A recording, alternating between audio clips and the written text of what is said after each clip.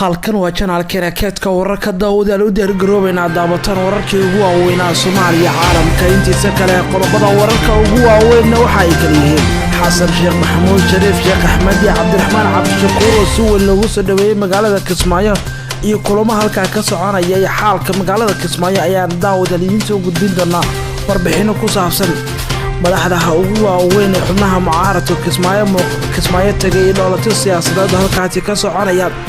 شريف شيخ أحمد أو فريق علوس قريبة قير فرماجة كدب سفر كي كسمايو كتجي هذا الله كل وحنفله وهالكاسو كشجع وربحين قصاف سنة يا داود اللي ينتو بين دورنا وحكلا قيب كامل حنا هدي بلادر تجبرن أحمد مدابك كسمايو لما إيمان على مسار وكليه ما نبعث إلا الدنيا نسبة السياسة لدى كسمايو كجدا واقعا وربحين قصاف سنة قيبي كيهين دولة الصومالية waxay u yeertay safiirka Kenya Muqdisho u jooga kana dalbatay hal arin darteed waa maxay arintaasi warbixin gaar ah kaga haya wasiirka maaliyadda Soomaaliya waxa uu beeniyay warbixinta hanti dhowrka uu soo bandhigay ee ku saabsaneed in qasnada dawladda laga leeyahay lacag dhan $10 milyan oo dollarka Mareykanka waxa kale oo daawadayaal qayb ka noqon doona gudoomiye Cumar Finish oo laga dalbaday in gudoomiyaasha degmooyinka Muqdisho qaarkood xilka ka qaado kuwana oo san xilka ka qaadin qodobadaasi kuba kale ayaa saaxiibada wararkeena maanta aad ku daawado u diyaar garooba daawade xasuusnaa marba inaad subscribe tiraado gambalelkana taabato si kugu soo dhacaan wararka waliba warbixinada gaarka halkan aan soo gelino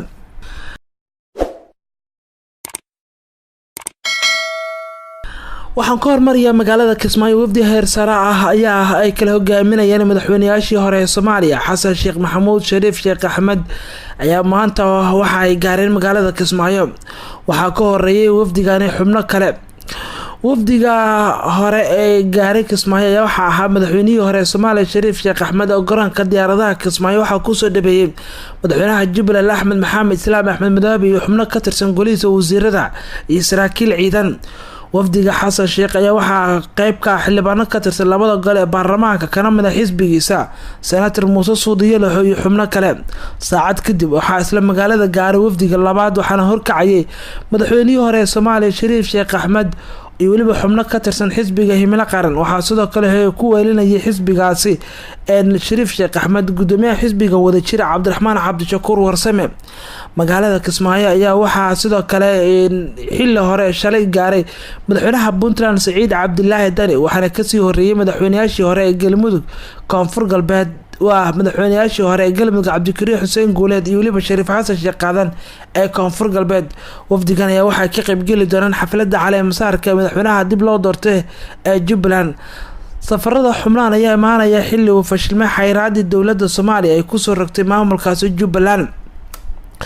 dhinaca kale warar soo baxay waxa ay sheegayaan in halkaas uu ka soconayo kulamo iyo dowlado siyaasadeed ay sameynayaan xubnaha halkaasi gaareen madaxda ayaa waxa muuqanaya in dowlado siyaasadeed ay sameynayaan kaas oo dowladda federaalka Soomaaliya aysan raali ka ahayn waxa halkaasi ka dhacaya waxa magaalada Kismaayo ka soo baxay macluumaad ku saabsan kulamo dowlado siyaasadeed ay sameynayaan madaxda halkaasi gaartay oo ka qayb gali doona xafladda caleemasaarka madaxweynaha Puntland Saciid Cabdilaahi Dani ayaa noqday mas'uulka kaliya ee gaaray Kismaayo isagoo haya xil waxaana kamid ah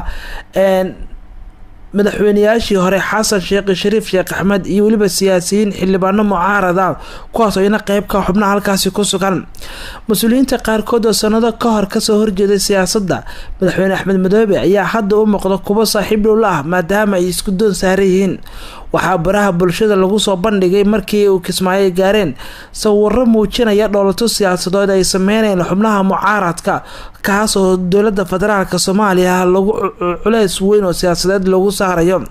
saddexda maamul ee gacanta dowladda federaalka ay ku hayso ee kala Puntland waa Koonfur Galbeed Galmudug iyo Hirshabelle madaxdooda ayaana ka qayb gali doonaan xafladda caleemasaarka dad badan ayaa u arkay in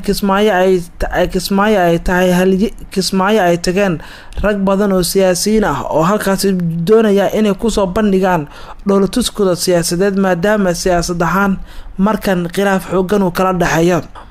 qodobada kale wararka ku jira waxaa qayb ka ah isla madaxweynihii hore ee Soomaaliya Shariif Sheekh Axmed markuu gaaray magaalada Kismaayo waxa uu diray fariin culus oo ku saabsan qeyraha farmaajo iyo xaaladda siyaasadeed ee dalka. madaxweynihii hore ee Soomaaliya Shariif Sheekh Axmed oo ku sugan magaalada Kismaayo ayaa sheegay in aysan marna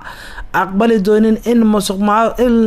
la musuqmaasuqo doorashada soo socota. Shariif Sheekh Axmed ayaa dowladda hadda jirta ku eedeeyay cadaalad darro ay wado ayna doonayso in la musuqmaasuq lagu sameeyo doorashada iyo nidaamka dalka. waxa uu sidoo kale uu sheegay in xisbiyada siyaasadeed aysan aqbali doonin shakhsiyaad gaar ah ay maamulaan doorashooyinka soo socda, isla markaana haddii ay taasi ay dhacdo ay dhibaato weyn ka dhalan doonto. Shariif Sheekh Axmed oo ku sugan magaalada Kismaayo ayaa sheegay in dalkan uu ka soo baxay meelaha halis ah, isla markaana loo baahay in la badbaadiyo laakiin aan dib loogu celin halistii wadanku ka soo baxay. dowladda Soomaaliya ayaa dhawaan waxa ay Muqdisho ku xirtay garoonka diyaaradaha ka hor istaagtay safar oo magaalada Kismaayo ku tagi lahaa madaxweynihii hore ee Soomaaliya Shariif Sheekh Axmed. ugu dambeynse Shariif ayaa ku guuleystay in Kismaayo uu tago. haddaba xubnahan halkaasi gaaray waxaa soo baxay macluumaad ku saabsan inay doonayaan inay sameeyaan isbahaysi siyaasadeed oo ka dhana dowladda Soomaaliya. tallaabadaas haddii la sameeyana dowladdu waxay ku noqonaysaa culeys aad u xoogan. madaxweynaha Jubbaland Axmed Madoobe ayaa si toos ah u sheegay in Kismaayo kaliya aysan madaxda u imaaneen xafladda caleemasaarka, ay jiri karaan kulamo kale iyo shirar kale looga hadlayo mustaqbalka. madaxweynaha Jubbaland Axmed Maxamed Salaam Axmed Madoobe oo magaalada Kismaayo shalay kusoo dhaweynayay wafdigii gaaray halkaasi ayaa waxa uu sheegay in xubnahan kaliya aysan u imaan ka qaybgalka xafladda caleemasaarka, laakiin ay jiraan kulamo kale oo ka dhici doona magaalada Kismaayo. waxaana soo baxaya macluumaad ku saabsan in magaalada ay ka dhici doonaan isbahaysiyo siyaasadeed oo ay sameynayaan xubnaha halkaasi ku sugan. sidoo kale madaxweynaha Jubbaland ayaa sheegay in Kismaayo loo yimid arrimo ka duwan kuwii la xiriiray wadahadalada labada dhinac. hase yeeshee waxa uu sheegay in arrinta ugu weyn ay tahay ay ka wada hadli doonaan siyaasadda doorashooyinka, taasoo ay sheegeen in suurtagal ay tahay in la sameeyo isbahaysi ay ku midoobi doonaan xubnaha mucaaradka iyo weliba qaar ka mid ah madaxda maamul goboleedyada. magaalada Kismaayo caasimada kumeel gaarka Jubbaland waxa ay martigelinaysaa xalayna ku sugnaayeen dhammaan madaxda tagtay iyo weliba qaar ka mid ah siyaasiyiin waaweyn. warar soo baxayaan hilil waxay sheegayaan in madaxda laga yaabo in ay halka ay ka sameeyaan isbahaysi siyaasadeed oo ay dowladda federaalka Soomaaliya kaga soo horjeestaan, taasoo dowladda federaalka haddii la sameeyo isbahaysigaasi caqabad weyn ku ah. wararkan kale anaga ay ka baxsan ee dowladda Soomaaliya waxa uu yeertay safiirka Kenya ee Soomaaliya u jooga. warbixintaas ayaan eego markan wasaaradda arrimaha dibadda Soomaaliya waxa uu yeertay safiirka Kenya ee u fadhiya magaalada Muqdisho Louis Tombe ninka la yiraahdo, kaasoo loo gudbiyay cabasho ka dhana dowladdiisa. waxaana sidaas lagu sheegay qoraal caawa wasaaradda ay soo bandhigtay. Louis Tombe ayaa xarunta wasaaradda arrimaha dibadda ee Muqdisho kula kulmay wasiirka arrimaha dibadda Soomaaliya Axmed Ciise Cawad iyo weliba wasiir ku-xigeenka oo wasiir dowlaha arrimaha dibadda Axmed Khayre Cabdi oo u dhibay cabasho ka dhana xadgudubka diyaaradda Kenya ay sameynayso hawada Soomaaliya 5 Oktoobar. diyaaradda oo siday siyaasiyiin Soomaali ah ayaa ka timid magaalada Nairobi waxayna ka degtay garoonka diyaaradaha ee Kismaayo iyadoo aan wax fasax ah oo rasmi ah ka haysan dowladda Soomaaliya. tallaabadaas ayaa la sheegay in dowladdu ay aad kaga carootay. Soomaaliya waxay aad kaga soo horjeedaa xadgudubka, mana aqbali doono xadgudub kasta oo lagu sameeyo xuduudaheena hawada, badda, dhulka ayaa lagu yiri qoraal ka soo baxay wasaaradda arrimaha dibadda. Soomaaliya waxa ay ka doonaysaa Kenya in jawaab ay ka bixiso xadgudubka xilli ciidamada ka jooga gobolka Jubbada Hoose ee qayb ka yihiin AMISOM ayaa lagu yiri qoraalka. dowladda federaalka waxa ay ficil ahaan u aragtaa mid burinaya mabaadi'da diris wanaaga iyo weliba faragelinta laanta arrimaha gudaha ee dalalka kale ayaa lagu yiri qoraalka ka soo baxay wasaaradda arrimaha dibadda ee Soomaaliya. Louis Tombe oo safiirka Soomaaliya u jooga ayaa loo dhiibay warqadda cabashada ah. Kenya ayaa markan laga sugayaa jawaab arinta ku saabsan. qaybaha dambe wararkan ayaa soo gaaray 2 iyo 3 kamid ah warbixinada ka haray wararkan ayaan soo koobi doonaa. wasiirka maaliyadda Soomaaliya waxa uu beeniyay warbixinta hanti dhowraha qaranka oo soo bandhigay ee ku saabsaneed in 18 milyan oo doolarka Mareykanka laga leeyahay qasnada dowladda. wasiirka maaliyadda ee xukuumadda federaalka Soomaaliya Dr. Cabdiraxmaan Ducaale Bayle ayaa si weyn kaga soo horjeestay warbixin uu baahiyay hantidhowraha guud ee qaranka ay ku jirtay lacag ka maqan qasnada dowladda. warbixinta hantidhowraha ayaa waxaa ka mid ah in wasaaradda gaadiidka duulista hawada waxa ay qabataa dakhli gaaraya 86.980 doolarka Mareykanka. sidoo kale xarunta dambi baarista CID da waxaana warbixintaasi lagu sheegay dhaqaalahaasi in guud ahaan ba la leeyahay meel ay galeen.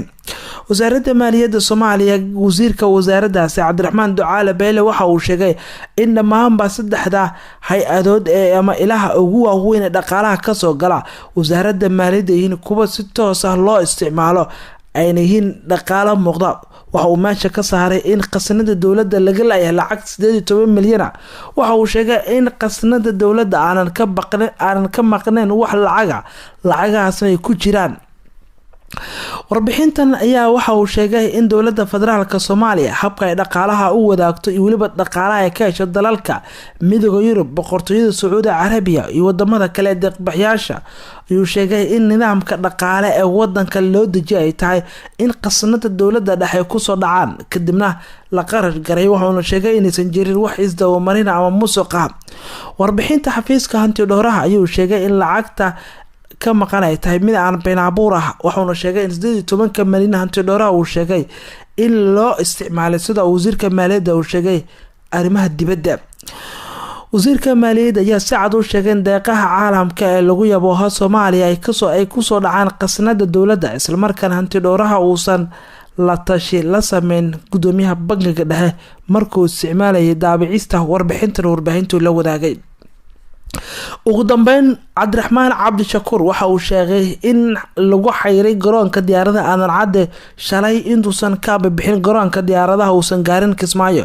siyaasiga mucaaradka Cabdiraxmaan Cabdishakuur warsame kala mid ah wafdigii gaaray shalay magaalada Kismaayo ee caasimadda ku meel gaarka maamulka Jubbaland ayaa ka warbixiyay safarka halka uu ku tagay. Cabdiraxmaan Cabdishakuur qoraal kooban oo soo dhigay bartiisa Facebook waxa uu ku xaqiijiyay in asaga iyo wafdigiisa ay xayraad kooban ay kala kulmeen maamulka garoonka diyaaradaha Aadan Cadde ka hor intuusan u duulin Kismaayo ayaan soo gaarnay kadib xayraad kooban oo aan kala kulmin maamulka garoonka ayuu yiri Cabdiraxmaan Cabdishakuur. mashaacin siyaasiga cidda kula dhaqantay falkaasi waxa uu xusud mudan asaga iyo waliba madaxweynihii hore Soomaaliya Shariif Sheekh Axmed in hal diyaaradeed ay soo wada raaceen. xisbiga wada jira oo horkacay Cabdiraxmaan Cabdishakuur iyo waliba Shariif Sheekh Axmed iyo Xasan Sheekh iyo madaxweyne Dani ayaa shalay gaaray Kismaayo si ay kaga qayb galaan xafladda caleemasaarka. dabadii warbixinta ayaa ugu dambeysay guud ahaan wararkii aad ka daawaneysaan channelkeena ee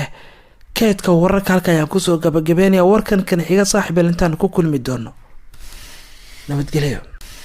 nabadgelyo.